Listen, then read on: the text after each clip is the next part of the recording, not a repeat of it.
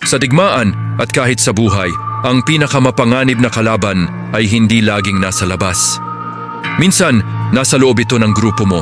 Ito ang tinatawag na groupthink, kapag lahat ay sumasang-ayon hindi dahil tama, kundi dahil ayaw nilang maiba.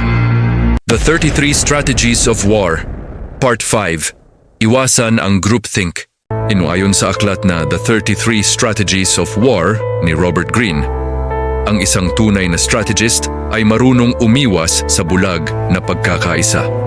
Kapag masyadong komportable ang team, kapag walang kumukontra, kapag lahat ay oo lang ng oo, diyan nagsisimula ang pagkatalo. Ang groupthink ay pumapatay ng kritikal na pag-iisip. Pinipigil nito ang katotohanan. Pinapatahimik nito ang may ibang pananaw. Bilang leader o strategist, gawin mo ito. Una, hikayatin ang dissent. Bigyan ng espasyo ang taong may ibang opinyon. Minsan, sila ang nakakakita ng blind spot na hindi mo napapansin. Ikalawa, huwag matakot sa tensyon.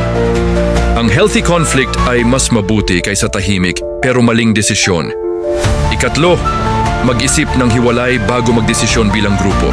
Kapag bawat isa ay may sariling analysis muna, mas mahirap manipulahin ng emosyon ang buong team. Tandaan, ang pagkakaisa ay lakas, pero ang bulag na pagkakaisa ay kahinaan. Sa tunay na digmaan, ang nananalo ay hindi ang may pinakamaraming sumasang-ayon, kundi ang may pinakamalinaw na pag-iisip. Iwasan ang groupthink. Panatilihin ang sariling isip.